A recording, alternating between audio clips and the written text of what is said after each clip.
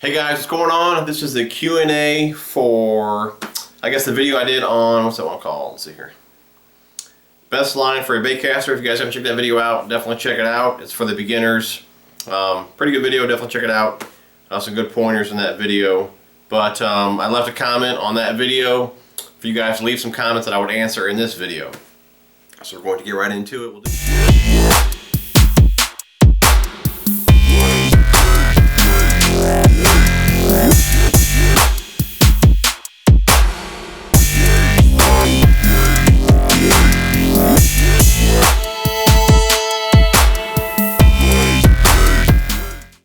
First up, we have one from, looks like Joe SRRTT08.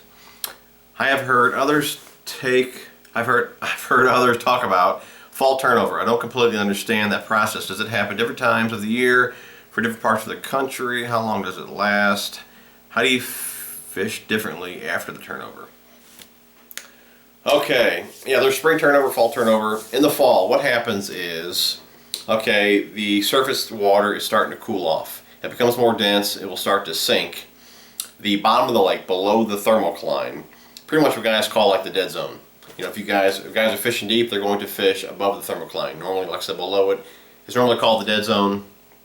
And you'll have like, you know, rotting vegetation, just crap from the lake that's settled down at the bottom of the lake, which has sucked all the oxygen out from that part of the lake.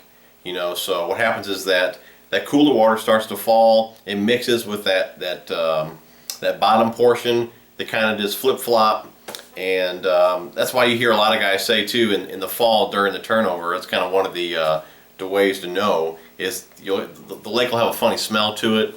The water will be a little more dirtier, which is kind of hard for me to tell because the lake's so muddy that I fish anyways. But you'll notice that smell. The water will be a little more dirtier. But it's just all that crap that was on the bottom of the lake is starting to rise up. Like I said, they just flip-flopped. And as far as fishing it during a turnover, it's tough. You know, it's just another transition for the fish. You know, you can try and pick off a few here and there, but it's tough fishing. Definitely slow down. Like I said, the fish got to adjust to that change. But as far as I know, it happens, you know, all over the country, I'm assuming.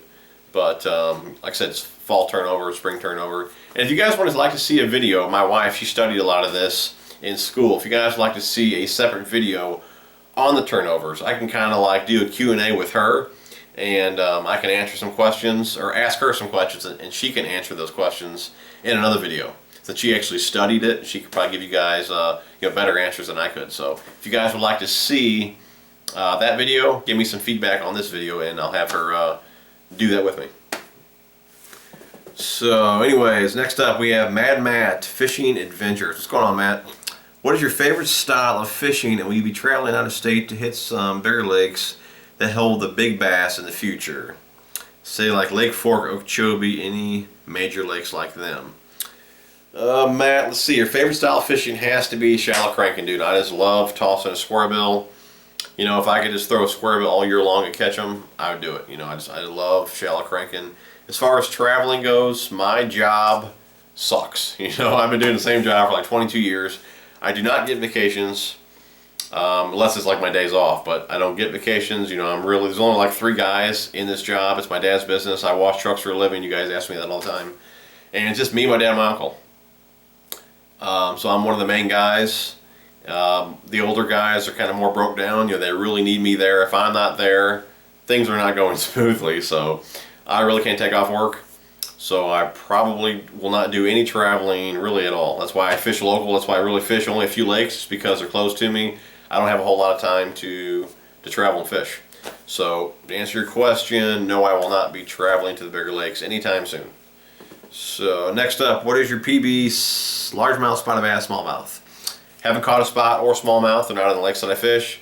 Largemouth on a pond is 7 pounds. In the lakes that I fish, my biggest is 5.5 pounds. That's from Bryant Outdoors TV. Let's see here, BR Outdoors. What pound test braid should I use? Really depends what you're doing. I mean, a good all-around braid for, like, you know, not heavy cover, I say 30 pound. 50 is the heaviest that I've used for, you know, frogging, pitching, flipping, you know, punching, things like that. So anywhere from 30 to 50 is kind of what I recommend on casting gear. If you're using spinning gear, probably, you know, 20 pound test. Okay, let's see here. I have a loose speed spool. This is from Texas Outdoors. Amazing reel, but when I go for a hard cast at Backlashes every time. A hard cast, my guess is you're casting far, you probably have your tension knob probably a little too loose, and you don't have enough weight to pull that lure out as fast as you're wanting to cast it. So either put a heavier lure on or make your tension knob a little bit tighter would be my suggestion. Fishing Western PA, what rain gear do you use and what is the overall opinion on it? I fish in the Bass Pro Shops 100 mph gear. I work in the Bass Pro Shops Pro Qualifier, which is a step down for the 100 mph. It is one of the best wind blocks that I've ever worn.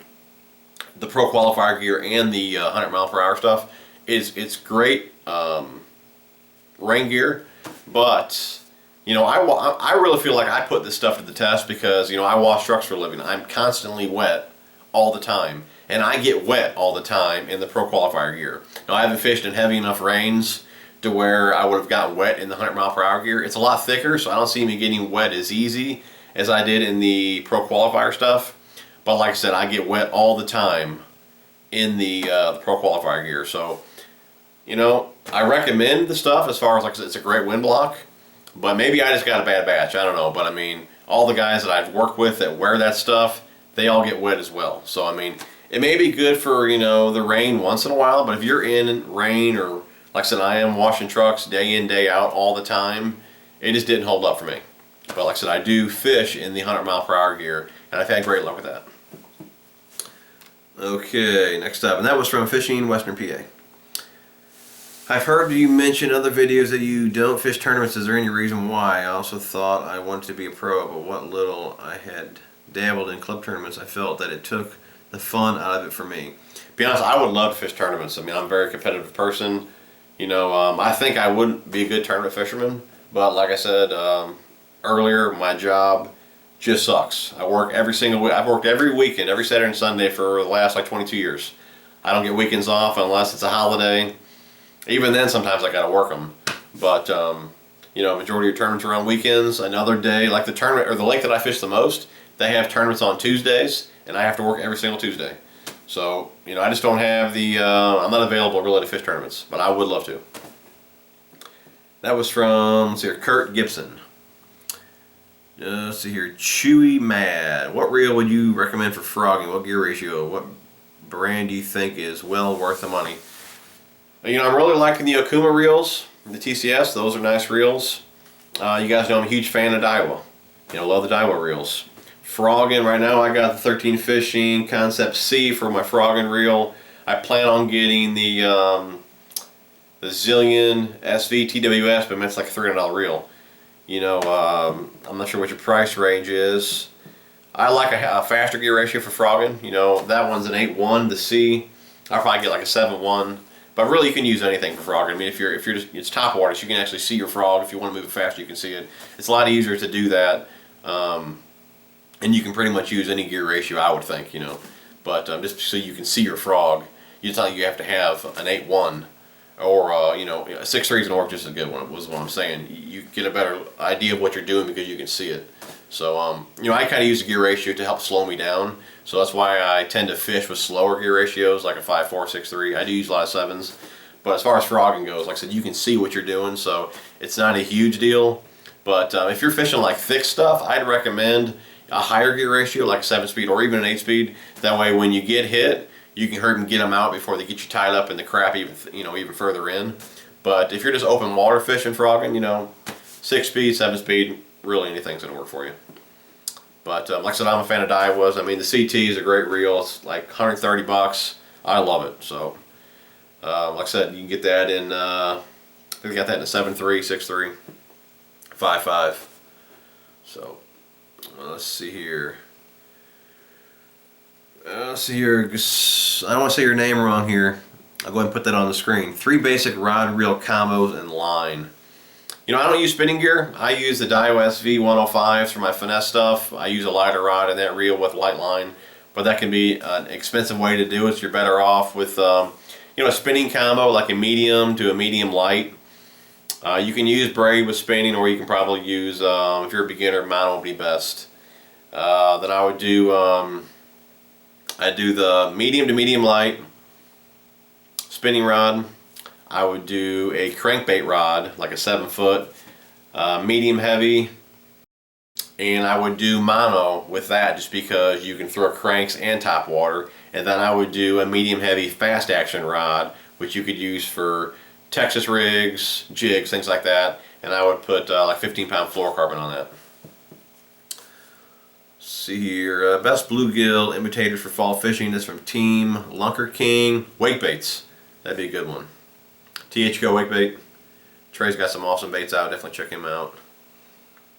Kyler, I don't want to say your last name wrong.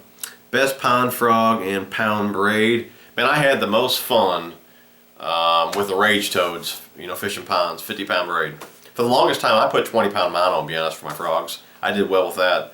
But for braid, 50-pound test. Do you prefer EWG or round bend hooks? Please specify crankbait and worm. Will, it's from Will Cohen.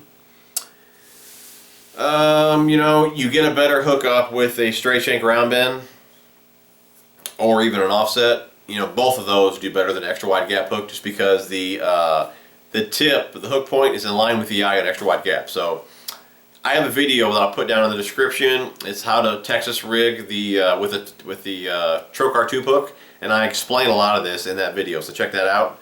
But I'll use, anytime I can get away with it, I'll use a straight shank to an offset round bend, just because the hookup ratio is better. But you know, when you have a thicker bait, you've got to use the extra wide gap. So I thought you said something about crankbaits too. I like the KVD, the short shank trebles, ones that are tipped in. I like those in my square bills, just because, you know, I feel they're a little more weedless. But just because those hook points are tipped in. But as far as top water jerk baits, I like the round bends, just because I feel if they slap at the bait, they can get a little bit better with that hook point tipped out. And I have a video on that as well, which I'll put down in the description. Let's see here. Okay, Civic, we're going like 12 minutes, probably a little too long. I'll do 15 minutes. Hopefully it ain't too long for you guys. See your Civic, that's a Civic 345. What do you use a spinnerbait over, when do you use a spinnerbait over chatterbait and rod and reel combo ideal for it? You know, I'm more of a spinnerbait guy. I mean, I love throwing chatterbaits, but I like chatterbait in colder water with tighter vibration. I feel it does better. Spinnerbaits, you know, I like, I mean, I throw spinnerbaits all the time, to be honest, but I've done best with chatterbaits in colder water just because of the tighter vibration that it has. I ain't gonna say a time where one's gonna work better over the other. I mean, as far as a rod and reel combo goes for it, you know, I've used fast action rods, I've used extra fast action rods, and I've used moderate as far as the action goes, the tip goes, and they've all worked good. I kind of change my line around depending the action of the rod.